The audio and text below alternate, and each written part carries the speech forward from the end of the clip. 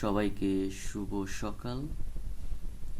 আজকে এই সকালবেলা কিছু কথা শেয়ার করতে চাই।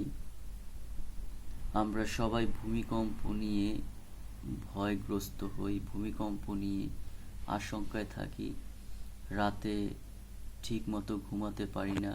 যারা ঢাকা নিবাসী, যারা বসবাস করছি আমরা, কারণ আমাদের সেই বিল্ডিংয়ের সেই ভিত্তি বা বিল্ডিং সেই আধুনিক প্রযুক্তিতে নির্মিত না। ভূমিকম্প হলে যে কোনো সময় ভেঙে পড়ে।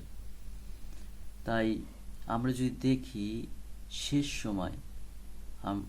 সময় জায়গায় জায়গায় ভূমিকম্প হবে, মহামারী হবে, দুর্ভিক্ষ হবে, জাতি জাতির বিরুদ্ধে উঠবে, মা সন্তানের বিরুদ্ধে উঠবে, সন্তান মার বিরুদ্ধে, বিভিন্ন মারামারি, হানাহানি, যুদ্ধ, রাহাজানি, এই বিষয়গুলো শেষ সময় হবে।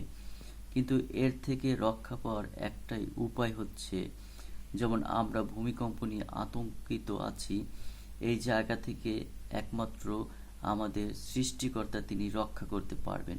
কারণ তিনি আমাদের সৃষ্টি করছেন, তিনি ভূমণ্ডলের সৃষ্টিকর্তা।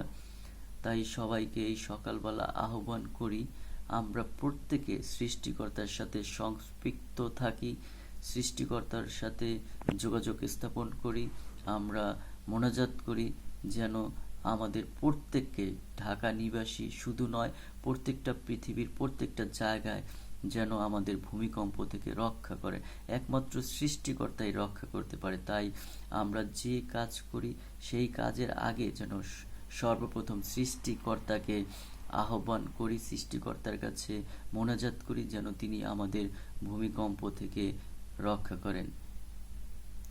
সবাইকে শুভ সকাল, ভালো থাকবেন।